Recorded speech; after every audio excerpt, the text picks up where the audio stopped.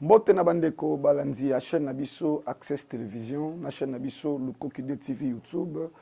Oyo ba ko na biso na ngonga oyo tika nzambe alola pambola biso. Tukutani sulelo. Tozana exhortation moke to limito partager na bino. Be amboto te ya to sambeli. Éternel grand Dieu tout puissant.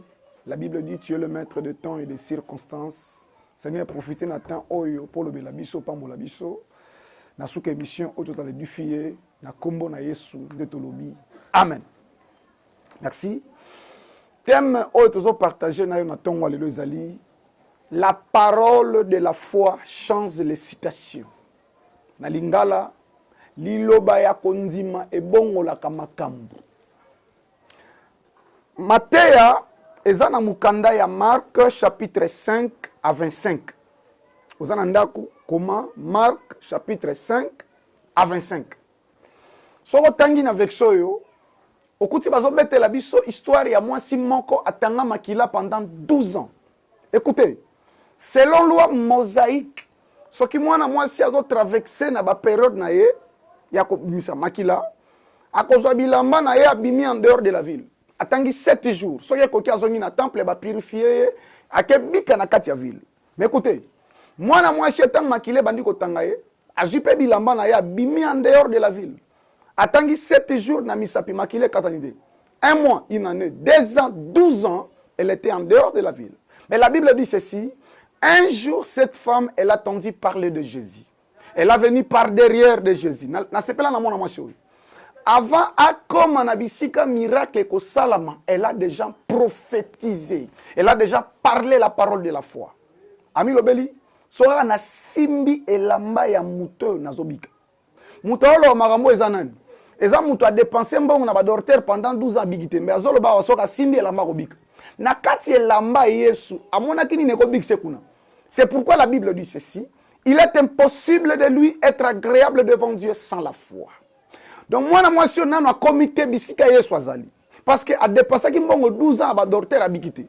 Mais awazoya devant Yesu, Jésus-Christ physiquement il n'est pas un docteur. Mais moi si a lobi so ina simbi elamba muto nazo bika. Cela veut dire, avant comme on a bisika miracle, elle a déjà prophétisé. Je déclare étant que l'homme de Dieu. Je déclare étant que serviteur de Dieu. Tika prière nyon so sambela ki na tongo ya lelo avo kitama kolona mbetu na yo. Avant pourquoi lelo yinda au vivre accomplissement nango. Petango komona nango pesa nzambe merci lobana pesi yo merci posali kaka ndenge toyo kanaki. Bible lobi tango mwasi ya simbi elamba pour makila ekatana et ça là qui 1 heure d'itenté et ça là qui 2 heures d'itenté. La Bible dit à même instant la perte de sang s'arrêtant. Je déclare encore étant que l'homme de Dieu. Si que maladie n'y soit molili, ouais c'est caché dans katia corps na yohan. Et ça la tension, hypertension, cirrhose de foie, hernie, sida. Et ça la maladie créée na occultiste coronavirus. Na tsiango na se à pouvoir na yo na combo na Yesu. Bien-aimé dans le Seigneur. Et comme à la période moko na vie na olobela bandokite na olobela pe satante mais na olobela nzambe ye moko abwakela kabiso ba obstacle mususu kaka po vérifier so ikondima na biso ekoli parce que nzoto eliaka fufu nzoto eliaka makemba mais foi eliaka ba obstacle c'est-à-dire soko se croiser na obstacle moko longi yango automatiquement kondima salini ekoli. Yango zomona mukolo moko Yesu atambola na ba disciple na ye ba komi liboso ya mai Yesu asali yango penza na nko ayibisi bango bino bozwa masuwa bo kende nga nzolanda bino bazwi masuwa ba kei ba ozela pe Yesu aya Bible lobi Yesu atiki buato atamboli likolo ya mai ba disciple ba bengi ye fantôme. Pourquoi ba bengi ye fantôme? Parce que a quitté dimension ya bomoto a côté na dimension o eleki bomoto. Mais bien aimé dans le Seigneur, to comme une période moko oyo ba occultiste bazo frapper monde oyo bi corona oyo ezali frappe ya ba occultiste. Alors yo chrétien soko tikali chrétien moko trop physique trop charnel oko souffrir makasi na période oyo. Alors période abo il faut élever to ya foi na yo o élever to ya spiritualité na yo papa ce que élever to ya foi na yo ezala ba matisi $, et comme na 40 000 francs mais yo kobika kaka. Si ka ba païende ba critiquer gouvernement ya Félix, to ba dépendre ga nango. Mais biso do dépendre ga nango te, to dépendre pe na gouvernement céleste. La Bible ne dit pas que les justes vivent par leur gouvernement. Mais la Bible déclare, les justes vivent par la foi. Si tu actives ta foi, tu verras le miracle. Je déclare étant que l'homme de Dieu. Je déclare étant que serviteur de Dieu. Tika, mon Dieu, mon roi. Il a rabo sheke. Il a bro. Au nom de Jésus. Je déclare étant que l'homme de Dieu. Na lobi lokola musali ya Nzambe. Na ba téléphone bo simbi wana. Na koti selibino ba appel ya miracle. Na koti selibino ba message ya miracle. Ezala bakangi gauche, bakangi droite, ba okanga lola te. Lola etikali ouvert pour na bas et servir ba juste. Elie avandaki na désert. Elo akoli ezate. Yango bien aimé dans le Seigneur. Et comme à la période moko, orienté Nzambe te mitika Nzamba tambuso na mupepe na ye. Yango zo mona Yesu na montagne ya Gethsemane, tanga zo prier, Nzamba longola coupe zaki liboso na ye, tanga moni Nzamba zo répondre tabi que ta volonté soit faite. Bien aimé, Elie na désert. Ce qui Nzamba tourne question, nous en a désert, on a ko utiliser nani pour aller ça yo. Ako s'attendre na corbotin, ako ko s'attendre na mutute parce que na kati ya désert wana. Moi si azo luka kate mutu. Jezabel azobi akate mutu akebata makuna soki mutu amoni akende ofunda ko abomai so isko nza matuni eli na ko utiliser nani po alesa yo ako penser ata na korbote metanga mi tiki na molimo atamusa ye korba uta likolo akitana lipa na musuni ayeko tikela eli frère lola bozomona o ya tout na lola kuna tala baila eli lipa mubesu te baila e musuni ici déjà batumbe kota na ba épice donc na lola il y a tout il suffit au fongo la kondima na yo. La Bible dit rien n'est impossible en Dieu et tout est possible à celui qui croit. Ozono nanga na mbet hôpital ozono on a ba problème ozo déranger ozo mission miracle soki on ndimi sikoyo avant maté ya wesila réunion ezo limwa osiko tala na ken hôpital akitomisa mukolo musuna ba frère église na toto ketoke ko sambela ezana route mokali tant na komi yango po tant pona makambo esalami docteur moko azana bato so yebie comme on est aimé azora na charge na tanga classe na mbongo na yemoko pona makambo esalama kuna na koti bo na hôpital ba ser ba osambela Nzambe nga ole na prier na za na connecté ta ko prier baba ndiko prier mais na moni ser moko na pembe na nga wana akoya zo baluka na tuni ozobela ni abisa na za na appendicite na bise ya osani abina yepo opérer na bise ozo ndima ke soki na prier siko ekolimo abi docteur pasteur kolimo ndeni parce que na kati kuna na salle ba docteur ba ozela nga ba opérer ngai na bise ozo ndima sera ndimine ka bongo mais on a prié na kei na bise obima na hôpital on na kei lobi na ina oluka sera ba bise ngai moi so prier pour na wana tanga koti na salle do ba opérer ba docteur ba luki opération malade sike vana ke appendicite elimo frère na memeli bino Nzambe oyo amemaka miracle bisika miracle zati ozo luka musala bande ko luka musala zoyati ozo luka mbongo zoyati nazo tia mbongo na ba poche na yo sikoyo. Vous savez mes bien-aimés, Sarah comme ici na akokisi âge à 90 ans. Donc cela veut dire selon science na 45 ans moi c'est obota li société et sili. Mais Sarah kokisi non cela veut dire double ménopause. Mais Nzamba ina ndako na bango. Aibisi Sarah obota. Kokobota. Mais mutu ba isa obota mbala komi na 100 ans. Mbala 100 ans kobota moi c'était impossible. Cela veut dire Nzamba bi Sarah obota. Cela veut dire Isaac autaki na mukongo ya Abraham te. Isaac autaki na munoko wa Nzambe. Tala mbongo kozwa na semaine oyo tokoti. Libalo ozwa na ne oyo. Ezo ute pa mutu, ezo uta na munoko wa Nzambe, ezo uta na maloba Nzambe sikoyo. Donc tango ya Nzamba lobi, molimo ya Nzambe ye ekotisi Isaac na matrice ya Sarah. Mon Dieu mon roi. Nzambe azo kotisa ba trompe na libumu ya mwasi moko bakata ba trompe na zote ya awa. Alléluia. Pendant que nazoloba awa, Nzambe aza capable ya kozwa ta aveugle azolo ndanga sikoyo miso efungwama. Parce que Nzambe oyo a créé mutu azana ba pièce oyo a réservé pour changer ce qui pièce et baby. Yango ta okuta ina aveugle de naissance azui soyi aboki na mabele ba disi bazo comprendre te. Asali yango poto atie na misu ya aveugle. Or Bible obi mutu azaki créé na poussière ya mabele. Cela veut dire Jésus-Christ tant que Dieu. Tant à se croiser na aveugle a utilisé même formule ou essayer la ki mutu pour monis aveugle oyo. Na ibisi ndeko moko zawa. Nzamba ko sala même formule essayer la ki ba trompe wana pour atia sous ba trompe sous na libumu. Ozo ka ngai. Mambo esimba te ya musala. Appelez-nous. Numéro za na sewana. Plus 243 88 97 831 Et là, nous faisons comme moi. Le coq qui comédie annonce la théâtre, les autres, il y a malobanza, mais bon, il nous faisons un peu mes commis Nzambe. Je suis évangéliste de ministère. Je ne suis pas appelé na batu vexé biblique mon côté convaincre pour na côté. Mais Nzamba lobanga tu es mon serviteur. Ceux qui ont douté te ondimi. Yesu alobi ceux qui botelemi liboso ya ngomba et que bo douté te. Bolobi ngombe mi bwaka eko tosa ngoloba na bino. Si tu n'as pas douté, au bengi ngai, que ce soit problème aux gens, tant que sambela, tu vas vivre le miracle. Téléphone nga ouvert, non c'est pas appel siko. Benga ngai oza parti siko zali. Bande ko na biso ya poto bolanda na télévision ya luko ki de télévision. Bolanda bo s'abonner na chaîne wana. Nzambe akozanga te ko pambola bino. Frère, na foi nous avons deux choses.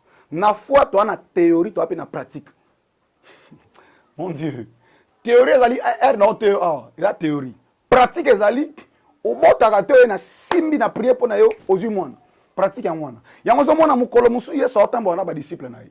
Atei bango foi, et dit bango la foi, c'est une ferme assurance des choses qu'on espère, une démonstration de celles qu'on ne voit pas. Il a prêché la foi, mais bah d'ici bazo comprendre te. Ce que amin bango ce qu'on a pratique. Bah comme il bosso nzete moko bibelobi so yi posa oli ambumu. A poussa ni peme nzete boy pas bibelobi nzete ngo ezaki na mbuma te. Pe Bible préciser que ezalaki saison nango te. Mais mukolo nango siko créateur nzete ana posa li ambumu. Atali nzete abisi nzete mutu moko ta kolia sombuma nzete. Bibelobi tango ba disciple ba kei. Oyebi pourquoi c'est que ça akausi nzete? Parce que ayeba ki bien pas créateur. Que nzete wana saison pe sa rambuma na comité. Mais loko azaki na ba ne a classe.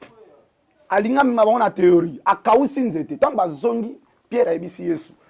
Tala nzete lobaki nde kauki. Yesu abisi Pierre.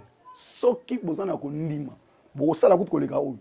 Pasteur mo asekisa nga makasi alobi ngomba oyo Bible lobaki soki tozana kondima tolobi et se déplacer ko se déplacer eza ngomba physique te. Ezali ngomba spirituel. Non, abi ata yemo ozana makasi ko déplacer ngomba te. La Bible dit tout est possible à celui qui croit. Tout sans exception. Et pas un nzambe exception za la raté. Ezala hotelemi liboso atomba ko na bino akufa kalo. Si tu n'as pas douté lobi bima obima. Yesu abimisa Lazare na tombo ndeni. Foi ba limita rangote mais bisi ndeko mo que ça soit grandeur ba pa mo zanango soko ndimi soko confesser maloba ko ndima na kati ya monoko na yo tu vas vivre le miracle. La Bible dit si tu crois dans ton cœur et tu confesses dans ta bouche Jésus-Christ est Seigneur, tu es sauvé. Nazo ebiselo ko moko frère mutu azana ko ndima te asepelisaka nzamba ta mukete parce que nanzela ya kondima ndezo permettre na mutu akoma na communication facile na lola. Na bisi ndeko moko zao. Nathan na ezana vexé moko na Bible. Étienne abaneko te ya maloba nzambe. Bible lobi ba juif babandi ko lapider mabanga. Mais tant bazo lapider mabanga likolo Étienne Bible lobi Étienne a tomboli misu likolo amoni lola ya kufungama. Il a vu Jésus debout à la droite de son père. Na kati ya passe, na kati ya souffrance, mais Étienne a dit, je vis la gloire de Dieu. C'est ça la foi. Tu souffres. Aujourd'hui, il y a un moment difficile dans la vie. Au lieu de confesser ma parole négative, vous avez la parole ya kondima. Parce que ce qui diable est attaqué yo, a vérifier position en spiritualité, mais a vérifier position en foi na yo. A tala yo ndenge ni no place ka nzambe na mutema na yo. Cela veut dire, tama ko tala façon aux autres nzambe. Nezali dimension ya kotakele yo. Bien aimé dans le Seigneur. Tozana nzambo azali kolo ba nzambe nyonso. Bible bi kolo tomboli ya pesie komboli kolo ba kombo nyonso. Au nom de Jésus, tous genoux fléchissent. Ozana pomme ya makambu nyonso zo simbate. Christ apesa ngo solution. Na bisi ndeko mozo na télévision. Makambo ezo troubler yo. O ezo bangisa yo e banga la penzambe. Frère, makambo ezo bangisa wana e banga la penzambe. Il s'agit de comprendre que tu es enfant ya mokonzi abakonzi. Tu es enfant du roi des rois, le tout-puissant, le Seigneur des seigneurs, celui qui appelle à l'existence les choses qui n'existent pas. Etienne amoni bazo betaye na mosuni boye, makile zo bimana nzoto na mosuni boye. Et c'est comme il prépare kufa, mais na molimo alobi je vis la gloire de Dieu. Na sepelaka na Job, nzoto komi na makwanza, basi bakimiye, bana bakufi, moi j'ai habité finga nzambe. Alobi non, moi je sais que mon rédempteur est vivant et il se lèvera toujours les derniers. Bien-aimé Abraham azalaki na promesse. Il y a un pas perdre la foi. Ça qui na promesse, nous avons appelé ça qui promesse. Mais tant que Job a souffrir, ça qui na promesse. Azagi na promesse. Mais foi est créer les promesses. Alors dit, je sais que mon rédempteur est vivant. Il se lèvera toujours le dernier. Na si mutumoko bandoki bakangi. Mutumoko makambozo simbate na vie. Mutumoko rien ne marche na vie na ye. Nzamba ko se lever à côté le mutu ya suka. Nzamba telemaka mutu aliboso te. Potanga ko telema mutu aliboso, bako ko comparer na bato ba ko consoler yo. Mais nzamba telemaka mutu asuka. Vous comprendre? Lazare ici a koufi des gens. Bakundi et ça li 4 jours na mabele Yesu ayekoya mais bato bayaki avant Jésus ba wana ko critiquer mais comment c'est possible muto aliaka pa na bango Lazare o azaka camarade na ye mais azobela ayata ko yati mais ameleke solution te mais tangu Yesu aye atelemi na tombo Lazare alobi Lazare sort Lazare abimi na memeli yo muto azopesa conseil ya pamba te muto azolendisa pa zo memela yo vide Jésus Christ il est capable il y a changer histoire ya vie ya mutu obimi na tongo na ndaku ya manzanza mais na pourquoi osombi lupangu na ma campagne c'est possible avec Jésus obimi na famille ezanga kombo famille ezanga forme ezanga tine ezanga sens mais nzamba pesi valeur na nzela na yo rien n'est impossible en Dieu. Moi j'aime prêcher la foi mon Dieu. Rien n'est impossible en Dieu et tout est possible à celui qui croit. Biso to botema na ba famille zanga mituna makolo so tali via vina ngana ya papa nanga kokanite vina ngana papa nanga e kokanya tane lote ngana osala makamna na ndenge ngai parce que nazana Yesu la Bible dit si le fils de Dieu vous a franchi vous serez réellement libre nazo bisande komo ozo ngai bisika oyo za lelo ezo déterminer te bisika osuka la vie Yesu abotema na ndako bampate mbe asuka roi de rois abikisa mokilelo le nom le plus cité du monde c'est le nom de Jésus. Mais abotama na ndaka bampati yo botama na ndako ezanga tina me kala mingi te kola zo peso valeur kala mingi te kola za ko élever yo dans le nom de Jésus ba sinele biso na régie que 30 minutes et c'est déjà ekoki to kata message na biso bobenga biso to solola après émission oyo kolo akozanga te ko pambola yo émission komi na suka numéro de téléphone ezawana benga biso to solola yo kolo akozanga te ko pambola yo na bandeli ko pesa numéro de téléphone 089 88 97 831. Vous en avez pas pasteur rebelle. Na kisa sokutana ba pasteur rebelle. Bazana ba pom na ba sambeli pona yo e simbite. Mekana nzambe na biso. Mutu adoteka fufu apembe abele la mingi te na wenze. Boya kosomela nga fufu azaka sir na biloko na ye. Moi je prophétise par la télévision. Cherche-moi en face, je vais prier pour toi. Pena ko peso orientation spirituelle o nzamba ko pesa biso.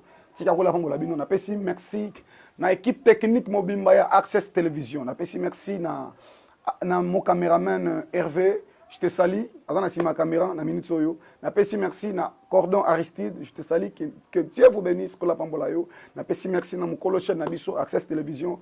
Makaya, je te salue na pesi mbote na molongo na ngai Enis Winga, je te salue. Que mon Dieu vous bénisse et bonne journée à tous.